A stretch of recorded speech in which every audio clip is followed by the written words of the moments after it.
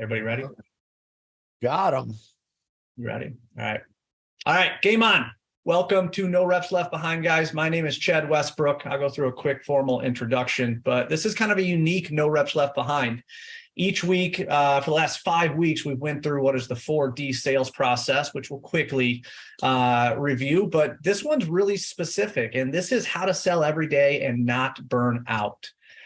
It is so easy when you are in a slump or a dry spell, if you're weather dependent or whatever your product might be. Everybody gets inside a slump and a negative, and it's really hard to get out of that. But there are some processes that I've adapted, some different technology that I still use every single day. And that's my goal today, is to really be able to tie in the 4D sales process and a few steps that's going to ensure that you guys don't burn out. It's a few steps that's going to ensure that you guys are efficient as possible, and then ultimately are using your time in the best possible ways. So with that, let's get underway. Give me 1 sec as I click on the right screen to be able to move it along.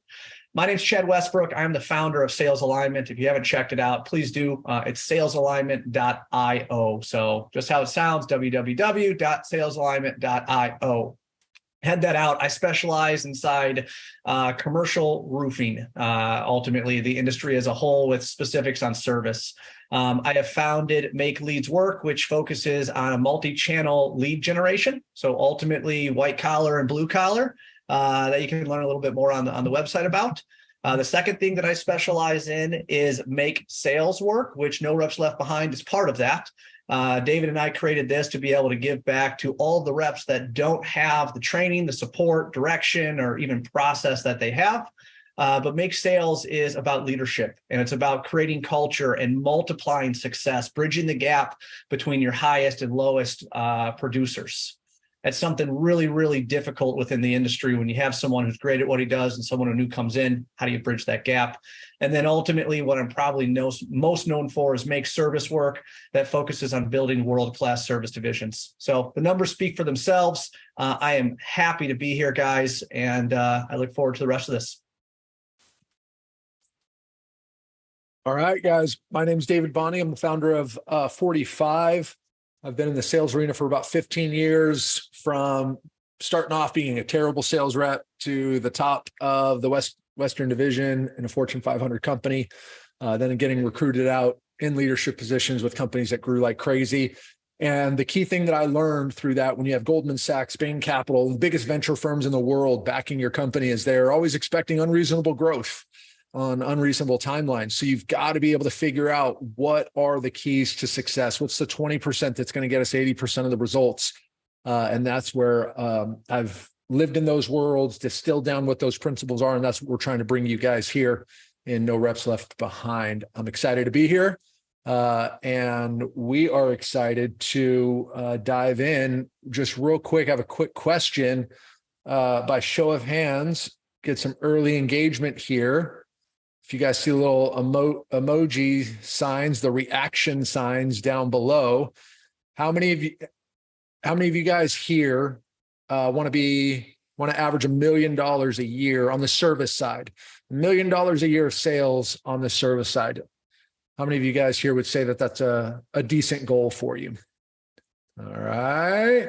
Got Chris. Come on, guys. Hit them reaction buttons. There we go. All right. All right, let's bump it up. What about 1.5 million? 1.5 million. How many of you guys have that as a goal on the service side? Okay.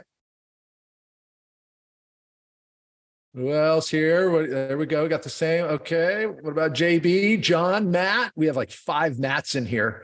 This is amazing. Just say the word, just say the name Matt, and you're going to refer to like 6 different people, Chad. There we go.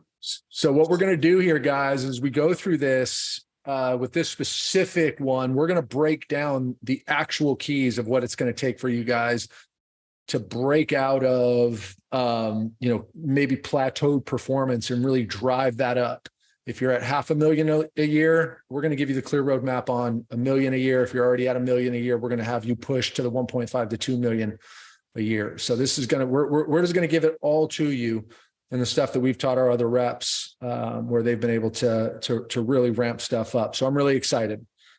Awesome. So before I bring in the supporter for this week, I do want to talk about ultimately, much like David said, we're here to be able to give you guys real world scenarios. What I'm teaching and rolling through are things that I use every single day. So this isn't just some methodology that we thought of. It's like, man, this would definitely sell. This is how I've done it throughout my career. You can go back in, you can see case studies of what I've been able to accomplish.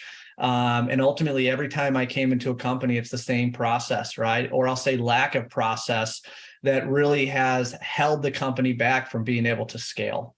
This is focused toward individuals. So if you guys don't have the support, or you have the support, you just want something different, you want best practices, whatever it is, this is what it's made about. So Centerpoint has been a huge part of the growth of sales alignment and really coming in and supporting No Reps Left Behind, because in order to be able to have a book of business, you have to know how to manage it.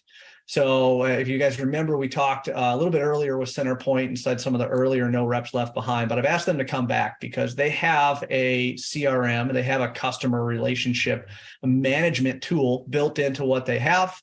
And it's extremely important to being able to know when to follow up, what to say, what conversations happened, and so on. So with that, Will, thank you again for joining up. Thank you for continuing to be able to support No Reps Left Behind.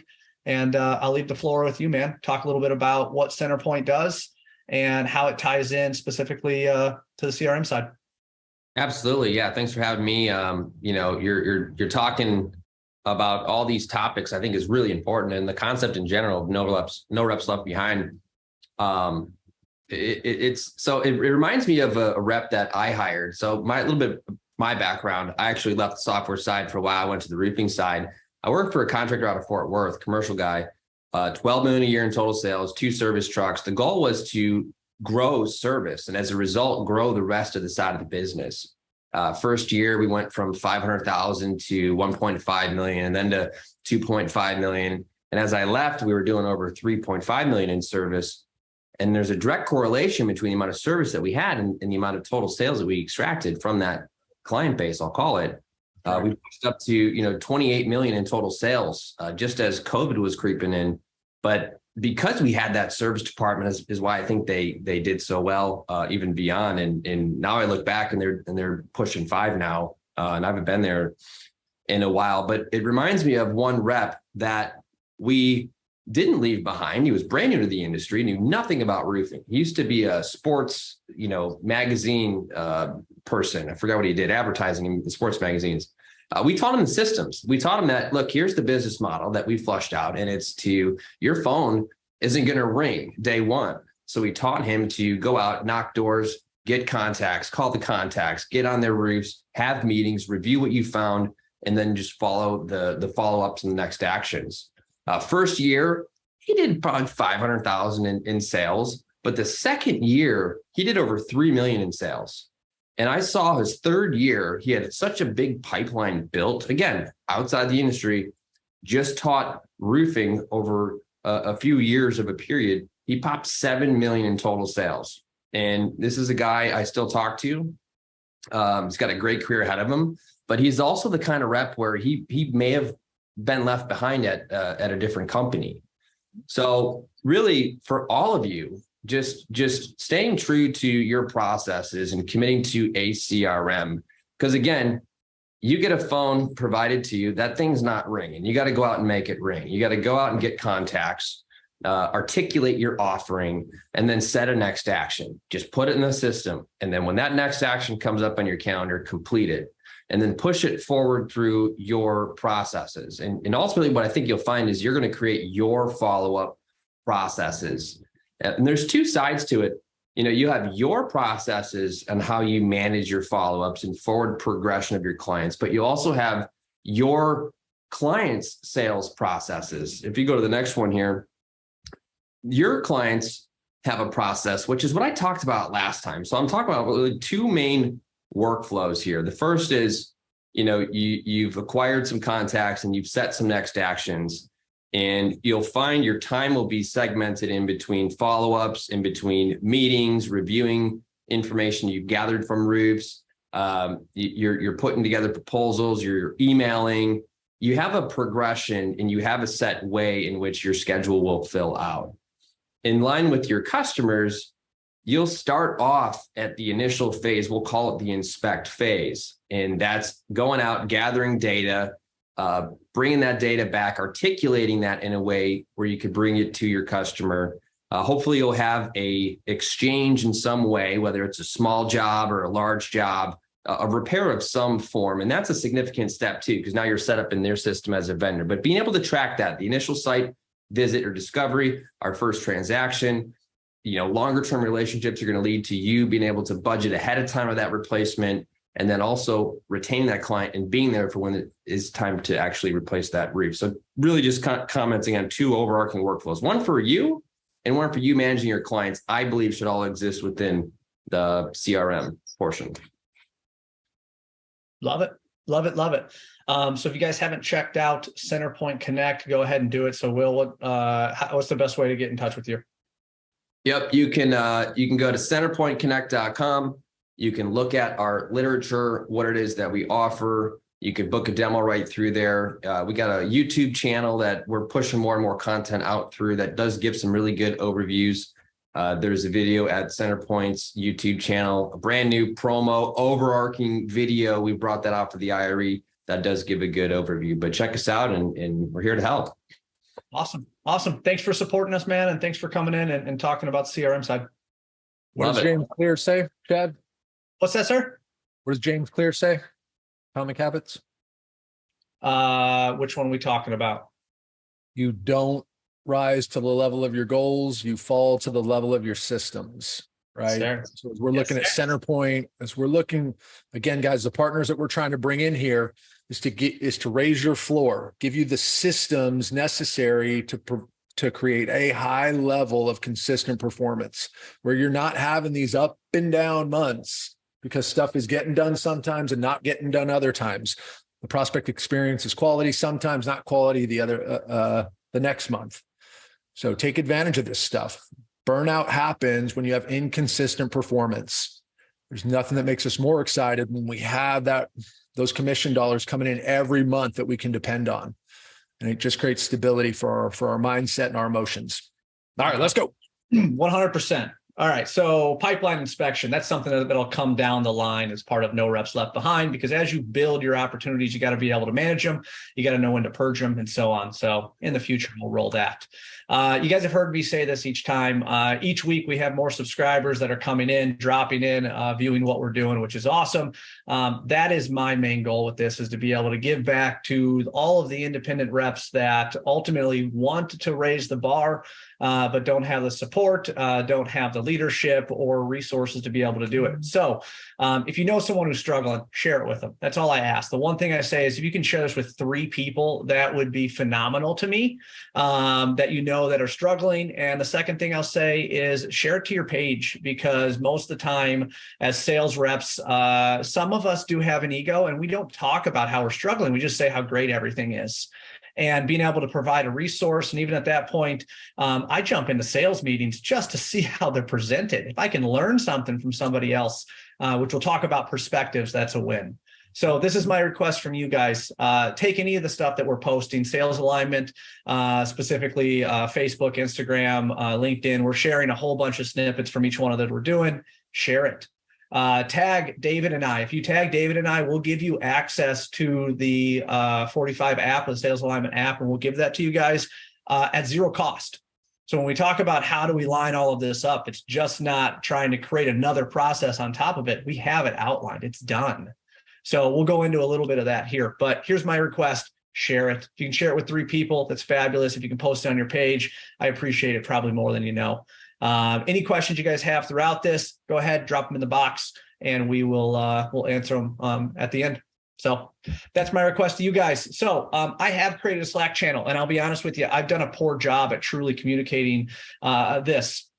This link specifically is good for 9 days. Don't say that's my fault. It's Slack's fault. It's a short-term invite. So take your phone out right now, scan this. It'll put you directly into our Slack channel. So I'll leave it here for a sec.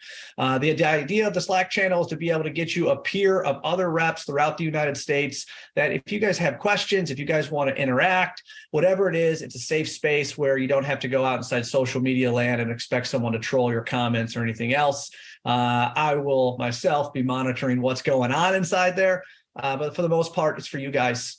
It's a no rep left behind Slack channel that's focused around the 4D sales process and creating solutions, not necessarily selling services or products. So if you don't get this, it will be in the upper left-hand side of each one of these. So go ahead, scan it with your phone. That would be super cool to join the channel. Hopefully you get something out of it, and I'll continue to be able to push it and make it live. David, you want to take us through the 4D process and get us started here? All right. So just as a reminder, guys, consistent sales process gives you guys the ability to optimize and improve. Remember, all sports teams start off with a diluted playbook at the start of the season. By the end, they have all kinds of intricate wrinkles that allow them to score more points depending on what defenses are doing to them. So we cannot encourage you enough. Get process integrated into what you're doing. It doesn't need to constrict you. It just creates a consistency.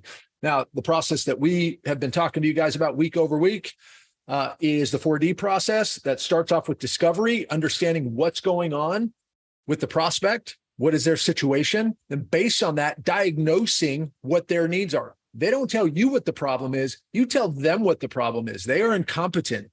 You are the expert. You are the leader. You are leading them to outcomes that they have not been able to figure out up until this point. Once we understand what's going on and we've diagnosed their problem, then and only then does what we have to offer matter. So then that's where we go through and demonstrate what it is that we do. And we want that to be in alignment with the diagnosis that we gave them. Here are the problems that you're dealing with. Here's how we uniquely solve them. And all of that is to drive it to a decision. We want to drive people to a clear decision so they can take action. Our average time to close or average time for to get the contract through, the LOI, shortens, should be at a higher rate because they're ready to pay a premium to solve a bigger problem. And they're converting because they're taking more action because they're clear on what their pain is. So all metrics go up. You're more effective. That's why we've got the 4D process. Absolutely. And if you guys want more info on it, again, we've had 5 webinars before this that specifically walks through each one of these. So we have an entire webinar on each one of the 4Ds to be able to jump through. So go ahead, request if you want to see any of the trainings or the snippets that we have out, go check it out. So I want to kind of dive into this, and I know we swapped a little bit on presentation here, David, but the perfect buyer's journey. The part that I love about the 4D sales process is it's literally as simple as checking a box. Now, we do have specific questions, so there's an action plan, right, that gets us to each one of these checkpoints, but it really is this simple. Do they need to act? Is the problem big enough that they actually need to act, or is it something that they just want to learn more about? They're kicking tires. Hey, it'd be great to have this. And those questions help clarify that. The idea of this is to be able to take the maybes out of a sales process, right? Take, follow up with me inside a week or 2 weeks out of the sales process. Is it big enough for them to act? Yes or no? Create clarity in that, right? Because a clear mind has a lot better ability to be able to make a decision, yes, no, which we'll get to. Number 2, checkpoint 2, do they need outside help? Right? Do they need outside services? Do they have the ability to fix this themselves and they just need a little bit of direction of what to do? Can't tell you how many times I've been in a presentation or had a proposal given to somebody else, shopped to somebody else, or they just did it themselves. So it takes, again, the maybes out of there. Do they truly need outside help, or they just need some kind of consultative service to be able to tell them what to do? And then finally, once we know those 2, do we have the best solution for them? So I always take this into the roofing side. If it's a window issue, an HVAC issue, we all know if we touch those items, we own them. So we don't want to go up there, diagnose an HVAC issue and say, you know what? Yes, I can fix the HVAC issue if we're not experts within that. It's okay to walk away. So the one thing that I constantly say is discover and disqualify.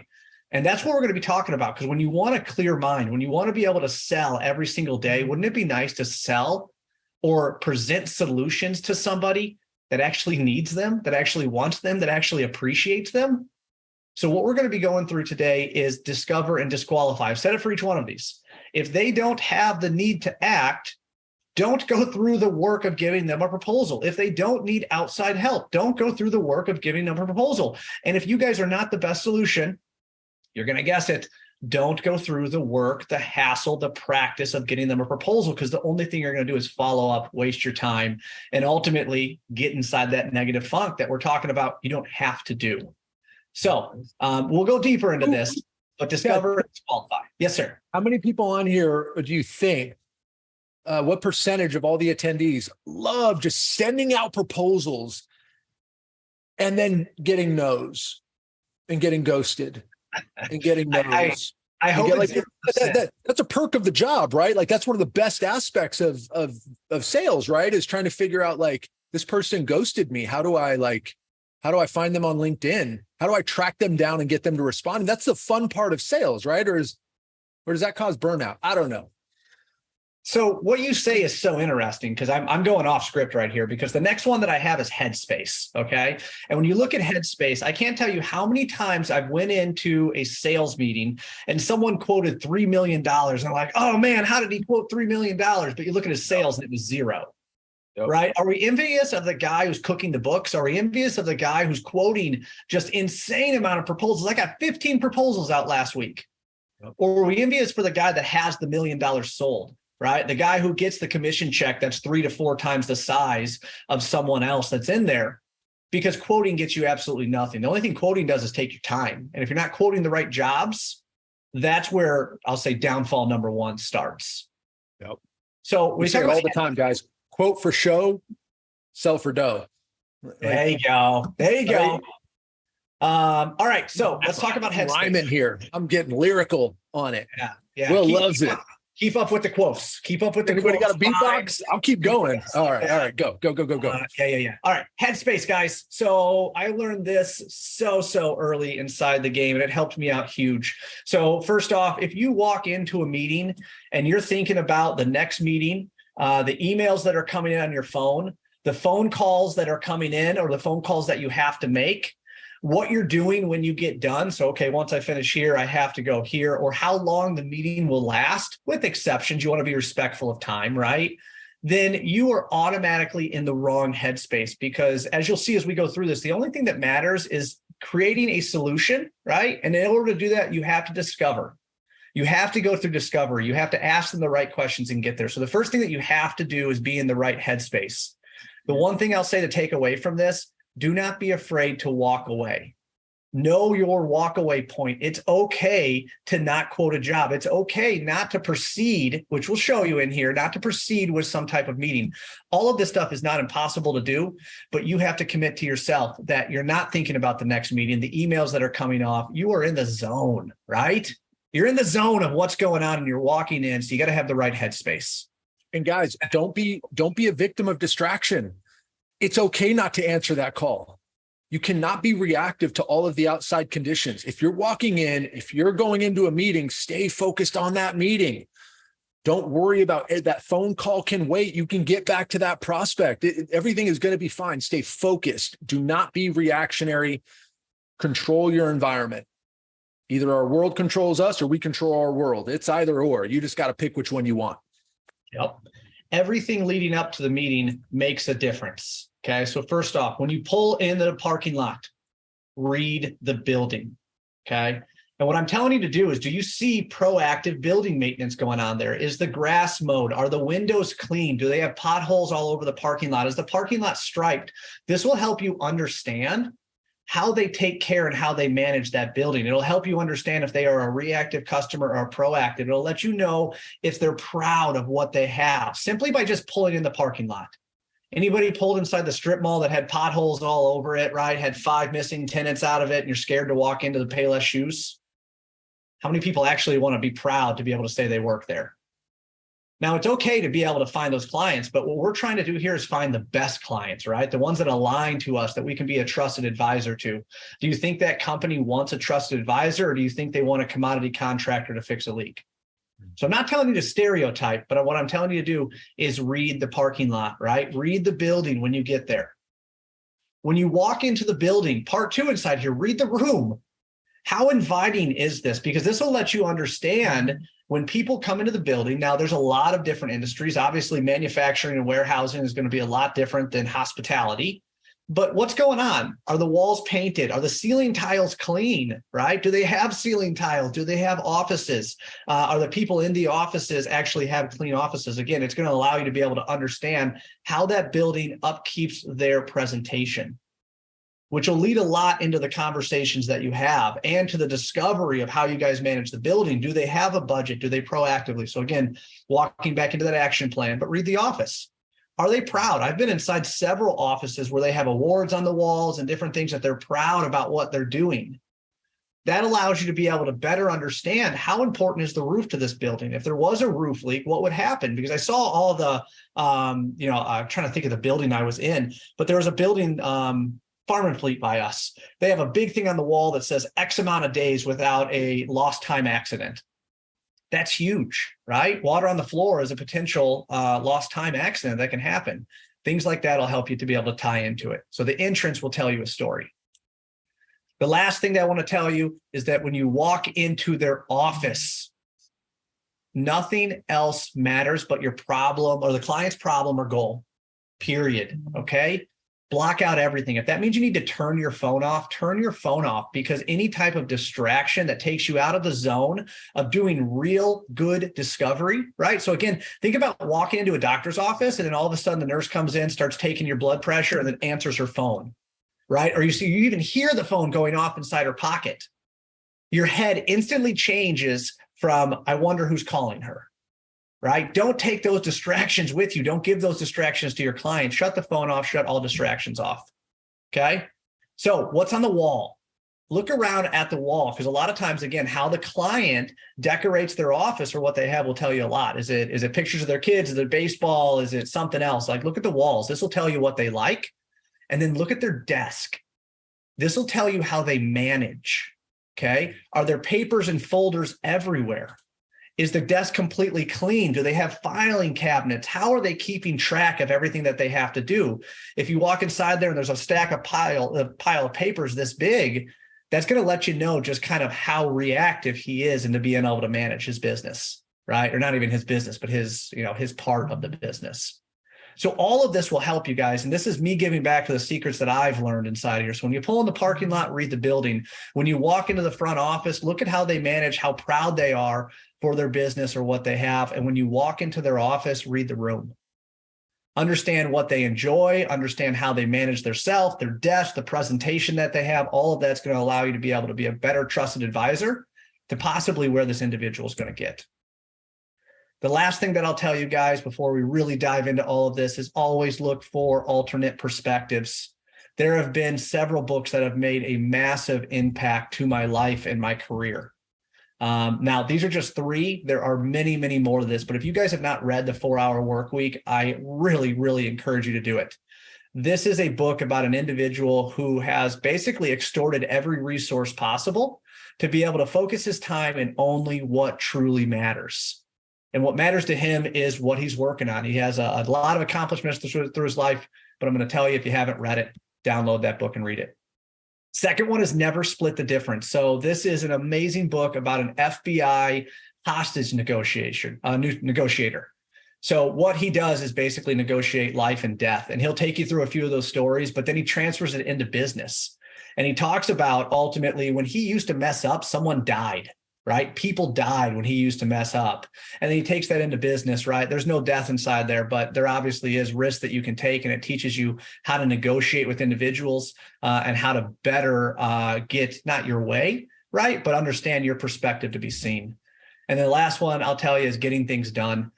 This has been, again, influential to how I manage my tasks throughout the day. And we all have 24 hours in a day. So when I hear the excuse of I didn't have time, the only thing that translates inside my brain is that's not a priority, right? We can all accomplish something. If we say the end of the world is tomorrow, if this doesn't get done, I promise you everybody here would drop what they're doing. So, and I'm saying this not to be able to call people out or call people in my business out. We all have priorities. We all make choices throughout the day, but getting these different perspectives and how different people manage this, right? 4-hour work week is about traveling the world.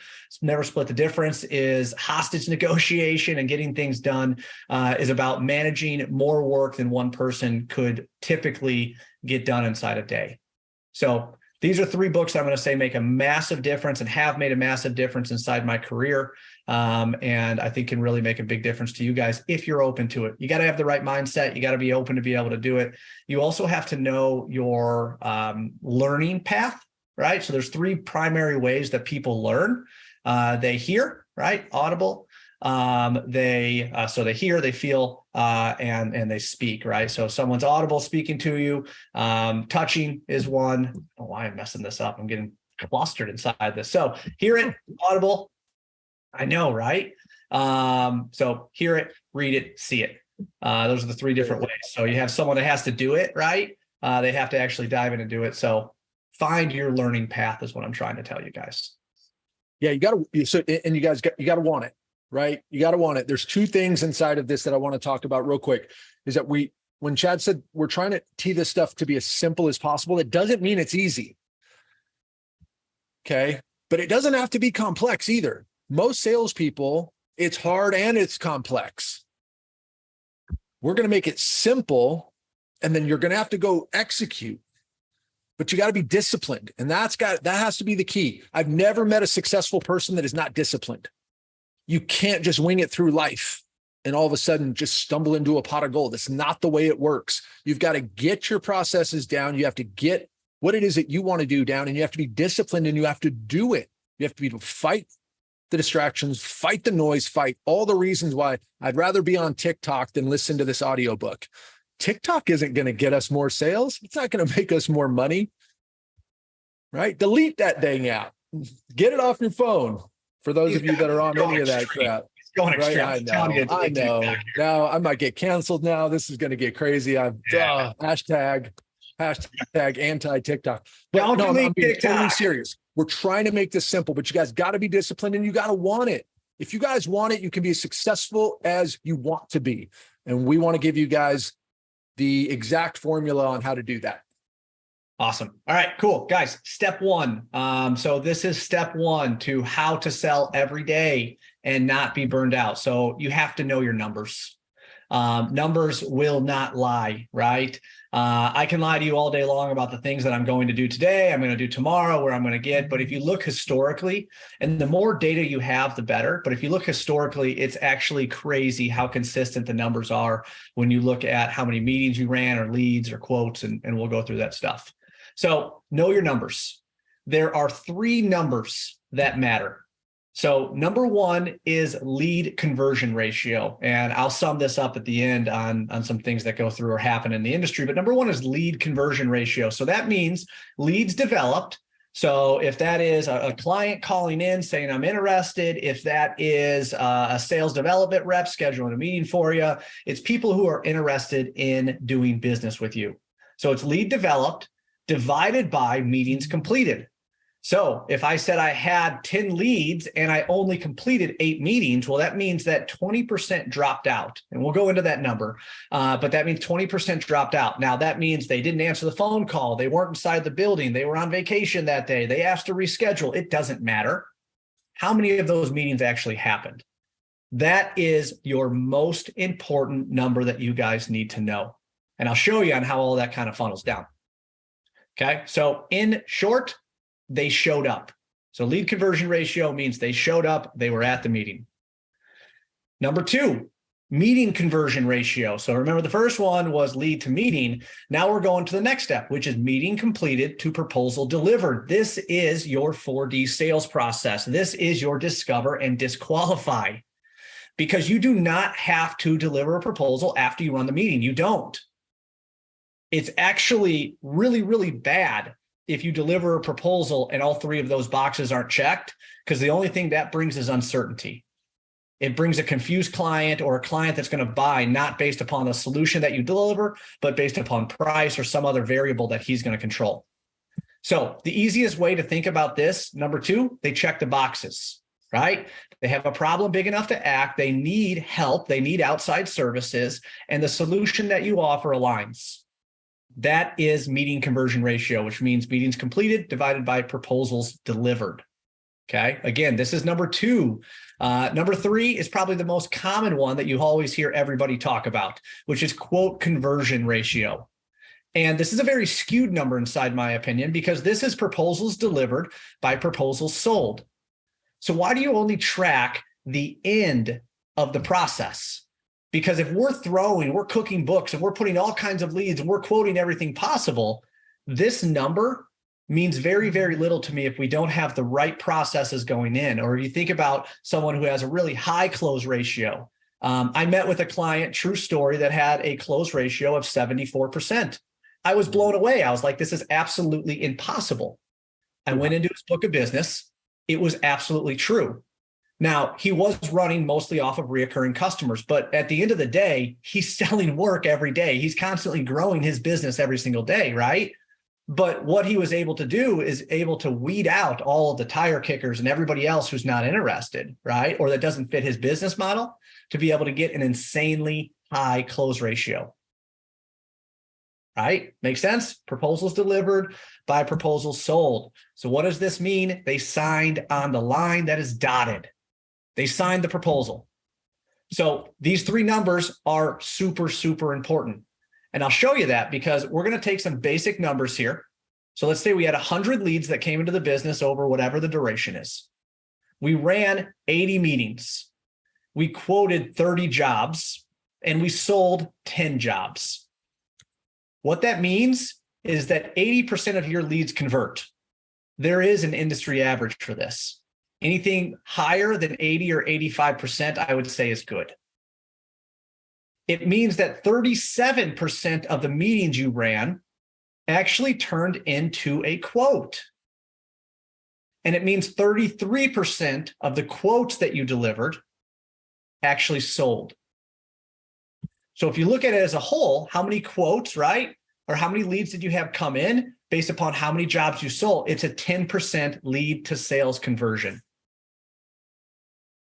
So the idea inside here is to be able to, it's okay to have 100 leads, and all the numbers we're going to show you guys, it's okay to have 100 leads as long as your process weeds out all the bad opportunities to make sure that you spend your time in the right spots. So David, you want to take us through this next part, sir? Yeah. So I call this the magic trick. So essentially what this is that if you guys just focus on one number in your pipeline, that's why these numbers that Chad just talked about are so important. If you're just focused on one number, it takes heroics. When you focus on all of them, on all 3 of them, essentially what happens is you can create small incremental increases at each stage of the conversion and get a huge increase at the bottom. Okay. So let's just call this a lowish performing rep. We're always talking at the floor. You've got to have 20 quotes a month, but then we need to get that up to 30, 35, and then pushing 40. That's what we teach with the reps that we're working with. So let's say that rep from 100 leads, they were able to get 70 meetings, 21 quotes, 5 sales. You can see the 70%, 30%, and 25% conversion rate respectively. Those 70 meetings turned into 5 sales with an average sale price of $7,000. That means they generated $36,750 in sales. Okay. Now, over a 12-month period, if that was per month, which is again what we're driving after, that would be less, just under 500,000 for the year. All right, let's go to the next one. Now, if through their processes and systems, they could continue to improve things and just get a 10% increase from their leads to meetings. So instead of 70 meetings, 80 meetings, a 10% increase in quotes, a 10% increase in sales. Now suddenly look at their conversion. They went from 30 to 40%, 25 to 35%. That's an aggregate of 40%, but it creates almost 150% increase in their overall sales number. That's why I call this the magic trick. That doesn't actually even seem possible, does it? How do you actually do that? Hey, guys, do you think you can increase your leads to meeting percentage by 10%? Who thinks that is a Herculean and impossible effort? I can promise you guys it's not. Who's sitting here thinking, yeah, I can increase my quotes by 10% from 30 to 40%. My conversion rate with the 40 sales process from 25 to 35. And my average sale amount, I can get that up because now I'm diagnosing. I'm showing them bigger problems that require a more premium level of service or a higher price service. 40% aggregated creates 150% increase in your results, guys. I mean, it's astounding. That's why this is so sales leadership is so easy for me. I can go into companies. I just do this. Their results blow up. And everybody goes, oh my God, how did that happen? Well, I just got kind of 10% here, 10% here, 10% here. It's really not that hard. If you guys can focus in, but the first thing is you have to know your numbers. Now, there's no reason why this can't continue to go up. So let's go to the next slide. All right. So let's say we had a poor performance. Now, $1 million is average. So this is average performance. Now let's go to top performances, which is what we were talking to you guys about before. We need to be hitting that. We need to be pumping towards 40 quotes a month. Well, now, if we just get a 5% increase, if we can go from 80 to 85%, a 5% increase, 40% quote to 45% quote, and then an additional 5% increase on our sales conversion from 35 to 40%. Guys, now we're pushing $1.5 to $2 million. That's the power of these numbers. So if you know your numbers and you know where you're converting, then you can install these systems and you can see the improvement. You can see where you need to pick up. You can see the bottleneck in your funnel, and you can do what's necessary to get adjustments and improvements across each one. So the compound effect across all creates exponential results in your sales. What we're trying to communicate, guys, is again, looking at the numbers, they're big, right? It's like, 1 million to 1.6 or 400,000 to 1 million. It seems absolutely insane. But all I'm asking you is that if you have 10 leads, so let's just say you have 10 leads in a month, right? What's it going to take for 10% more? One more lead, right? The duration, all those kind of different things are all variables inside the mix. But what we're telling you is if you just focus on one area of your business, right? What can you do to make sure that more meetings happen? I'm sure we all can answer. It's like, I can probably email them the day before. I can shoot them a text on my way there. I can do this. I can do that. That's all we're saying. It's the increments, right? It's knowing your numbers, knowing where they need to be able to get to where you want to be. That's what this is about. It's small changes. It's not about flipping the world upside down. It's not about saying $1 million sales year seems absolutely out of whack. It's about focusing little bits on your business. How are we going to get more meetings to happen, right? How do we get more meetings into quotes? How do we get more quotes into sales? And that's what we're helping you guys do. Yep. So you guys, and then just real quick, Chad, a plug back over to Will. What do our clients do? We have this stuff set up in Centerpoint, guys. This doesn't need to be tracked manually on a chalkboard. Go into Centerpoint, go into your CRM system. The data's in there, and you pull it quickly. Because it can't be an arduous process. To know your numbers, you have to have access to them quickly. Again, that's why we're bringing these other technology partners in to these conversations to make sure that you have the right tools to be able to do this. Yep. So what I'm telling you guys, discover and disqualify, put the best possible leads into your business. That's what you guys really need to focus on. Once you have them inside your book of business, do everything you can to separate yourself as a commodity and become a trusted advisor. So step one, know your numbers, know what they are. If you don't know your numbers, or this was confusing to you, or you're not into the whole math side, reach out to David and I. Literally write us on LinkedIn and I'll help you find your numbers. I'll tell you where they are, and I'll even give you the multiplier where they need to be. If you don't know your numbers, you don't know your business. I don't want to be aggressive, but that's the truth, guys. If you don't know your numbers, you don't know your business. And when you know your business, you have control over your business. 100%. So we'll get deeper into the sales app and how that looks, but I just wanted to give you guys a screenshot of this. When you fill out the 4D sales app and you're actually putting in what's the priority of this roof 1 through 10, you're actually filling out an entire, not just workspace that you share with the client, which I showed you inside some of the others, but you're also filling out ultimately an entire pipeline inspection that allows you to be able to see how many opportunities are low engagement, medium, and high engagement. Also allows you to be able to see when it was created, priority, the ability. Remember, we talked about the ability 1 through 10. What's your ability to be able to fix this without outside help? Their commitment, have they checked the boxes? Were their key decision makers there? A little bit more of a management tool. But I'm going to tell you, as an independent sales rep, you manage yourself, guys. And again, if you don't know the numbers or you don't know what it is, you need the tools to be able to help you get to where it is. Because if you're spending your nights wondering what follow-ups you're going to make tomorrow, the technology is not working for you. So number 2, time is your most valuable asset. Don't waste it. Okay. There is many different things. One, I'll throw a plug to Jeb Blount. It's called golden hours, and I 100% agree with it. Golden hours are the hours that your clients buy. That's when you need to be working with them. Another quote that I'll throw inside here: businesses are not built during the day; they're built at night. And I'm not telling you guys to work after hours or anything else. I'm telling you not to destroy the hours that your client will actually pick the phone up or talk to you by doing estimates. Right? I'm not telling you to destroy that time by walking roofs in the middle of the day when you could be meeting with a client and closing a proposal. Pick and choose the time of what you do wisely. Now, what I am going to do is I'm going to tell you the secrets that I have done, the technology I have adapted to be able to figure out how do I run my day and how do I get there. So the first thing I want to talk about is time blocking. And for time blocking, I'm going to go right back to Calendly. So if you guys don't have a Calendly link, I suggest you set one up. You can time block within any type of calendar you have. But what I like about Calendly is it allows me to be able to pick and choose the days and times that my sales development reps or whoever it is has the ability to schedule for me.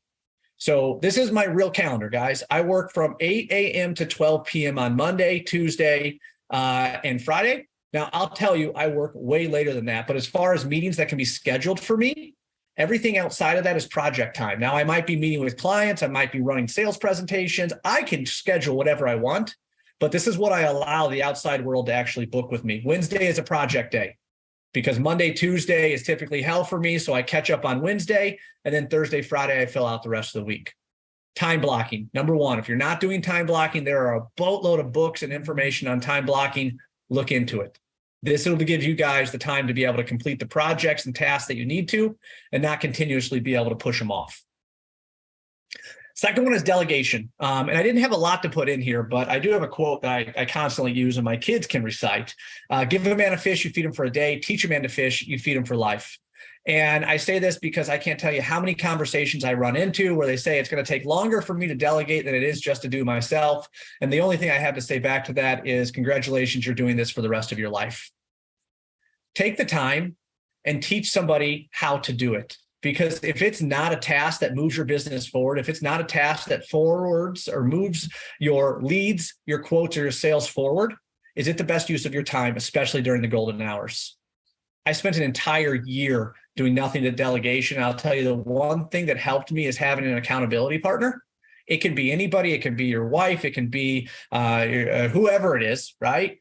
Have someone that you meet with. I met with someone Monday morning at 9 a.m. and they went through my entire schedule. And she was probably the best thing that helped me do this because she was the one that told me, you don't need to do this. You can have somebody else do this. I can take this. A lot of times you get that self-fulfilling prophecy where you think you're the only one that can do it. Get an accountability partner. It's the one thing that helped me delegate and helped me got to a point to wherever I get upside down and just like this super anxiety side, right? Chest gets heavy. Look back, step back and say, what do I actually need to do? What's going to move the business forward today? Well, and again, just going back to the other numbers, guys, just to put it in a little bit more in context, when we're talking about a sales rep doing 20 quotes versus 40 quotes a month, I mean, do they just have twice as much time? Are they going from working 8 hours to 16 hours a day and not seeing their family? No. These are the things that they're doing to optimize their schedule and optimize their time to make sure that they actually have the space to do that much work. You've got to create the space or you will burn out. You need to optimize and make sure that the time you're spending is yielding the most fruit for your business. Yep. And by the way, I suck at time. So we'll roll. All right. Virtual assistants. So here's what I got for you guys. I am the #1 supporter of virtual assistants. This is my true list of virtual assistants. You'll see FAQs on there. You'll see terms and condition reviews, material pricing. I have a virtual assistant for any type of task that I am not 100% suited to fix. So think about checkbox 3. Are we the right solution? Am I the right solution for this task? There are a lot of things, whether you're in leadership, management, owner, wherever it is, that you're going to be asked to do something that you're not great at. And I promise you, there is somebody out there that would be willing to do it. Now, the first thing I'll say is don't be cheap. Don't go overseas and pay $3 an hour for someone. The one place that I use is Time, etc. They have been fabulous for me for several years. You only pay for the time you use, guys. So Kimberly does blogs. Allison is a writer for me. Laura is a spreadsheet expert. I don't even think about it. If I see something that's like, oh man, that's going to take a formula and I don't know how to quickly do it, it instantly goes to Laura. And the even coolest part about that is that if I have spare time, I say, hey, Laura, can we jump on a go-to meeting or a Zoom call and you teach me how to do it? And she will. It is the best thing that has ever happened to me is to start utilizing them. So again, you pay for the time you use, starts at like $25 an hour. Might sound like a lot, but when they treat it literally like a service call, they punch in and punch out, and it costs you $6 to accomplish a task that would have taken you an hour. Is your time worth more than $6? That's my question to you. So look into it. My personal recommendation, throw it out there, is Time, etc. We talk about a task or a CRM. So Will, thank you for coming in, talking about the CRM system, because when you talk about customer relationships, 100% you guys need a real CRM. You need to have it tied in to each customer. You need to know what conversations you have. You need to know if their kids play soccer. That is where relationships come from. And I'm not telling you to remember it. One thing that was told for me, I think it was from Predictive Index, the mind is made to be able to keep you alive, fight or flight. It's not made to have you remember if the kid had soccer practice on Tuesday or that his kid got hurt last week and he couldn't make the meeting. Let the CRM do that for you. However, garbage in, garbage out. So you got to be accountable for it, which we'll get to. Now, when you talk about a task manager, again, this is my life. So again, this is my real thing for today or yesterday, March 13th. This is what I had. So I'm going to tell you, I live by this. I am an inbox zero guy. There's another book that I'll recommend called the 5-second rule. So the 5-second rule is just that. It might be 10-second rule, whatever. If you can't instantly answer the email and know the answer within 10 seconds, don't do it. I literally live by that rule. If I can answer it within 10 seconds, you instantly get the response. If I can't, I email it to Todoist, and then I schedule a day and a time to be able to do it. And I make that choice based upon the priority and urgency of it. Does it need to happen today? If it doesn't happen today, what are the effects of this? I know I'm moving fast, and I'm happy to talk to anybody one-on-one about this. There are tons. I used to do this personally. You have reminders on your iPhone. Microsoft has Microsoft To-Dos. There's all kinds of different stuff that you can do. Get a task manager if you find yourself doing a lot of things outside of direct customer side, right? So upload new recorded content, adjustments to the slide deck. I got to do a roof maintenance proposal for a company. I got to update Pipedrive, which is my CRM, right? Those are all things that have to get done during the day, and you'll see they're red, orange, or blue. That's priority. If there's a day and a time on them, that's the day and time that they have to happen. So that's how I run it. Again, each person has their own processes, but I'll tell you, Todoist has been absolutely awesome. So habits, this is something that, again, there's tons of books on creating habits. There's all kinds of different things to say how to do it. I'm going to tell you some quick ones on my side. Once a week, I clear out unwanted emails. I make that time commitment to myself because I know if I didn't, I would have 300 emails by the time this is done, because the only thing that happens is my email keeps getting sold to different people. Take the time, literally take 10 minutes out of your day and unsubscribe to the emails. If you're using Outlook, you literally have the option to unsubscribe to it. Okay. So no more 100 emails by 10 a.m. Todoist runs my day. And I say that because that is the one system that I have truly committed to. Now, Todoist will tell me to check my CRM. Todoist will tell me what time to be at a meeting. So I have different technologies working with me, but I've committed to one calendar, one system that is going to help me delegate to the different technologies, people, and tasks that I have to do. I personally have committed to Todoist. Talked about the 5-second rule. If you can't answer it within 5 seconds, push it into a project. If you can answer it quickly, do it, get it out of the way. I never go to bed with an email. My wife has like 37,000 emails, and I just can't even look at her phone. But I don't go to an email or go to bed with an email because I use that 5-second rule. It's a huge part of it. So if I have something, even if I get it at 10 o'clock at night, I'm not going to tell you it's a good habit, but I instantly either respond to it or I push it to a project. So each night I choose non-scheduled priorities for the next day. So I look at my calendar for what's going on, red, orange, or blue. So all of those hop down. Biggest part of this, guys, is what I'm telling you, is you have to hold yourself accountable to this. All of this information means absolutely nothing, and it will do nothing but drag you down and waste your time if you do a crappy job managing it. If you're putting bad information in, if you're not completing your tasks at the end of the day and you're just having them roll over to the next day. I hate going into Salesman's Book of Businesses and seeing stuff from 3 weeks ago, and they're like, yeah, I'm going to get to that tomorrow. That's not how this works. That's not how high performers work. If I don't get it today, it doesn't mean I schedule it for tomorrow. It means that I schedule it for the next available day based upon the priority of it, which could be next week. That's okay. But you have to personally commit to holding yourself accountable to the systems and technologies that you're going to use. That's a huge, huge part of it. Step 3, perfect your process, guys. Do what works. So what I'm going to tell you is that the sales process is literally the key to all of this, right? You shouldn't have to think. You shouldn't have to try hard. You shouldn't have to say, man, I forgot to do that. If you guys have a process in place and you have technology that supports you and you're accountable to it, it's as simple as asking these questions. It's as simple as these 3 checkboxes. When I walk into a meeting, it is so simple for me because the only thing I'm trying to do is get these 3 checkboxes, right? When someone sits down with me, there's normally a problem or goal that you're trying to achieve. Which one is it for you? If they don't have a problem, I'm not going to make them have a problem. I'm not going to convince them to have a problem. If they don't have a goal, I can't convince them to have a goal. I can educate them, right? I can tell them about preventative maintenance and what their manufacturer warranty. But again, if the problem is not big enough to act, they're not going to act. And that's okay. Because when they do have an issue, they're going to call me because I'm not going to shove something down their throat. They didn't check the boxes. It's okay. They're not going into my book of business. But this is what makes things work. Having an action plan, and the 4D sales process throughout all of the sales processes that I've used is the most simplest for me to be able to adapt. So going through the questions, do they need to act, right? Do they know why they attended the call? Do they truly understand it? Are the decision makers present? Because if you're relying on someone else to be able to take your information and give it to somebody else, good luck. It's going to be butchered. Have they tried to solve this before and have they failed, right? So am I the second or third person going after this? Why do you think it didn't work? And then ultimately, do they need to act on a scale of 1 to 10? How important is this to your business? If they give you anything less than an 8, find out what the 8, 9, or 10 is, because I'm telling you, it's more important than what you got. And you might be second or third in line, which again, doesn't mean you're not going to quote it. It just allows you to be able to better understand where you sit in the mix and how big that project is to that individual. The next one inside here, checkpoint 2, do they need outside help?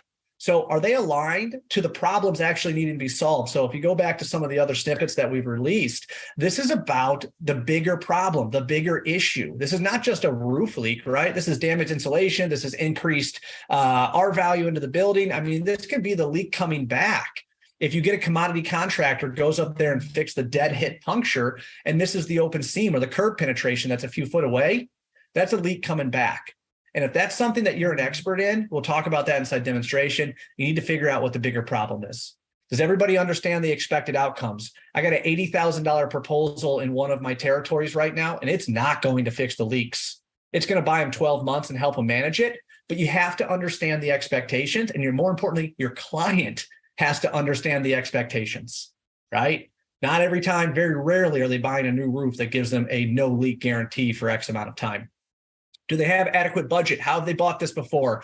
Do they have internal resources, right? They have a maintenance team. They have different things like that, which would very easily take them down on the ability side or take them higher, I should say, that they have the ability to fix it. They just haven't been able to fix it. So they might be lacking something real quick that you're going to be able to provide, which would disqualify for you from even doing the work. Last one, do you have the best solution?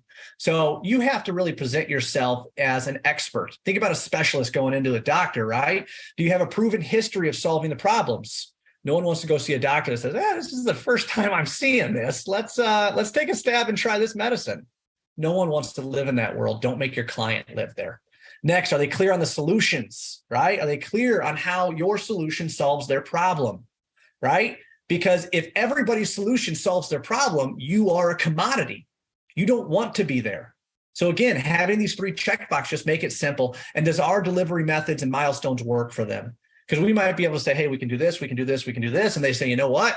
True story. VP comes in next week. I can't wait 2 weeks for this contract. It has to be fixed before the VP shows up next week. So you have to align yourself to whatever milestones or whatever that process looks like once they award the contract to you. Checking these 3 boxes will allow you to be able to have the perfect buyer journey, because much like David has said, we're here to be able to clarify this, okay? We're here to be able to help them make a decision. And the decision is not to buy it from us. The decision is these 3 check boxes.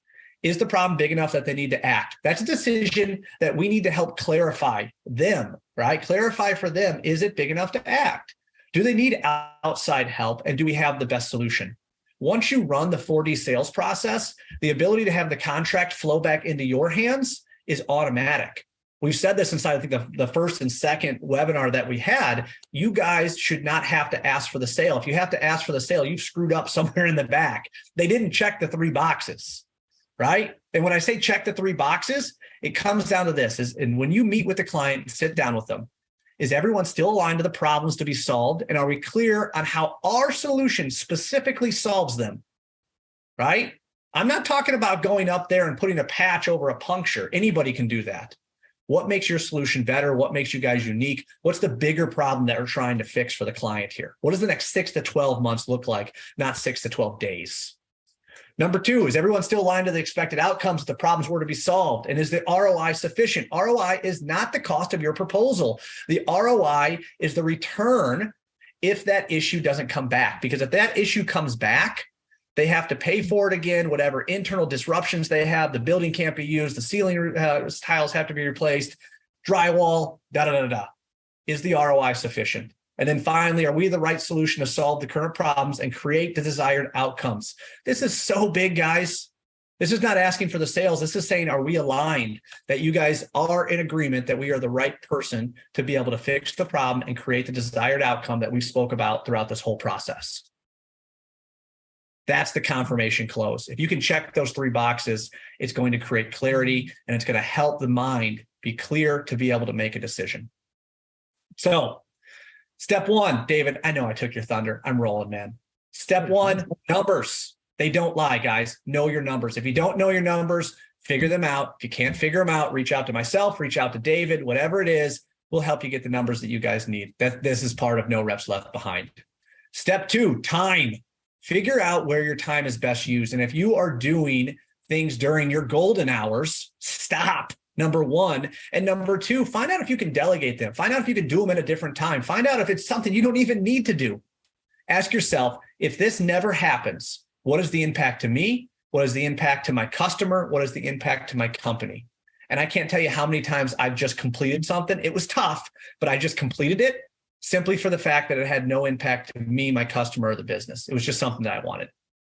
Step 3, process, do what works. I'm showing you guys the technology and tech stack that I personally adapted to be able to be as efficient as I am right now. I still work at nights. It's not perfect. I want to get better, and I'll continue to be able to do this. But you guys have to find a process that works for you. The 4D sales process, I don't feel there's anything else that's clearer and easier to understand, because it gives you a set amount of questions that takes you to 3 check boxes that tells you, are you going to move forward with the client? Once you move forward with the client and you do your demonstration and show why you're best, comes down to those 3 final check boxes that go back, comes right back inside here. If you can check those 3, it's lined up, the customer believes in your solution, and more times than not, that proposal is going to fall back into you. David, anything you want to add, sir? Nope. The basics, guys, the fundamentals. Get the fundamentals down and your success, and continue to repeat, have discipline within your fundamentals, and the levels of success that you guys can achieve are they're far beyond anything that you have been doing. We can promise you guys that. And it's not that what you're doing is bad now, but we can promise there's always areas of opportunity in your conversion. There's always areas of opportunity in your performance and your execution and in your systems. Yep. So I will stay on for a few minutes, guys. I know I'm over. If again, we talked about this whole thing. I'm only 6 minutes over. That's a win for me. If you guys have questions, type them into the chat box. If you're jumping off, thank you guys very, very much for showing up. There's a lot of content in here. I knew it would be hard to get through, and I wish we had more time for questions, but I'll make the time for you guys. Any questions, throw them in the chat box. I'll be here for a few more minutes and happy to dive through any of them. Thank you guys. Truly, truly appreciate it.